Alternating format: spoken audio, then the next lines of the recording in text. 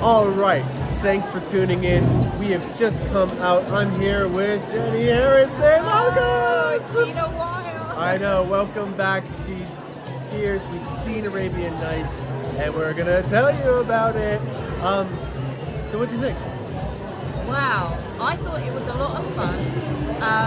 My kind of sort of in a nutshell thoughts are it was fun. It was obviously a family-friendly show, so nothing, intellectual going on, I'd say. But it was a fun evening out. That's my thoughts in a nutshell. Yeah, I would say there was no chance of that play getting a standing ovation. Wow. Is that too mean? No, it's not too mean. You have to be honest. I've seen a lot of shows at the Old Vic now. I've been coming here. And that one, for me, felt flat. Like, it had music in it, and the music seemed to be lost in its tone and context.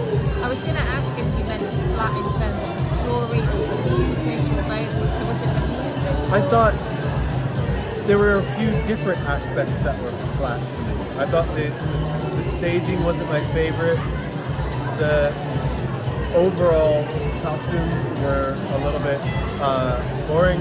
Although, I think the name was Dana, the sister. Yeah. She had a great choice of trousers. I have the same trousers! That's unfairly Great biased. trousers. Unfairly biased. Maybe that's a bit biased. Yeah, I mean, for me, it's my first. I'm gonna give it 3 out of 5 stars, which is the lowest I've done That's so the far. lowest so far. But I would seeing it with kids. I'd love to have seen this with my kids and know what they think about it. But it didn't feel festive. And for me, actually, the biggest thing that I would say was a critique was it didn't feel magical. And when I think of Arabian Nights, I think of genies and tall tales. And this one, not only was it not dealing with magic, it was dealing very much with the real world.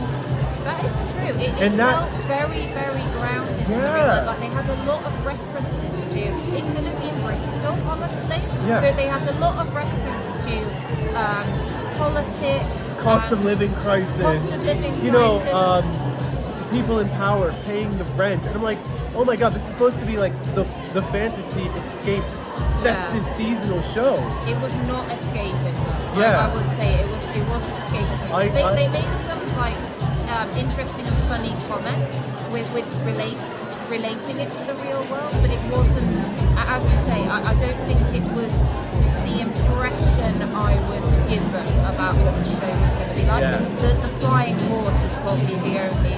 And I guess there was the snake, but that was part of it. I mean, some of it was cool, but then I think the set just didn't change. No, it didn't change. The base, like the core structure, that was just there, monolithic. Yeah. And I don't know, it didn't work for me. One element of the set I did like, though it's a very specific moment, but I did like it when one of the windows came down and the candle wasn't lit. This will make sense if you come and see it. Yeah. Leave you on a cliffhanger.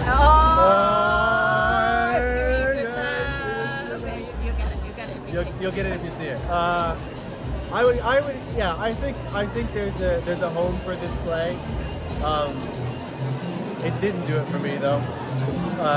But yeah, that's 3 out of 5 stars as far as I'm concerned. Great go though. I mean, it's an interesting thing to take something like Arabian Nights, which it's 100 stories, and then to not use those stories as the stories.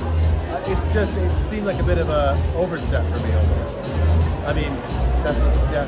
So I'm Doug. I'm Jen.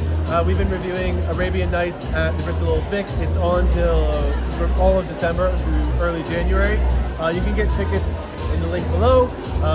Feel free to drop any comments. I'd be curious to know what you guys thought about the show, and if you've gone and seen it, please share if you thought it was great, because I'd really like to know if there's something I missed in this, or maybe we saw an off night. Maybe if you saw it with kids. Yeah, if you saw it with kids, I'd really want to know if that's a different vibe, because there was a few people here with kids, and I'd like to know if that's something that I've missed, or is a different take on it. So yeah, thanks for tuning in. You'll see us next time. We'll be doing a few reviews throughout January. And as always, stay arty, y'all.